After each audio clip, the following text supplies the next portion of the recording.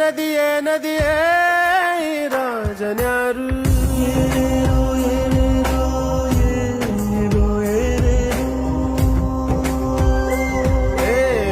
ವಿಧಿಯೇ ವಿಧಿಯೇ ವಿಧಿಯೇ ವಿಧಿಯೇ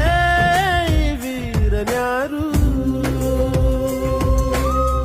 ಒಂದು ಊರಿನಲ್ಲಿ ಒಬ್ಬ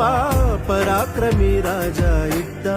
ರತಿಯಂಥ ರಾಣಿಯೊಡನೆ ರಾಜ್ಯಭಾರ ಮಾಡುತ್ತಿದ್ದ ತಾನು ತನ್ನ ಪ್ರಾಣನೇ ಪಣವಾಗಿರಿಸಿ ಕಾಪಾಡೋ ಶಾಂತಿ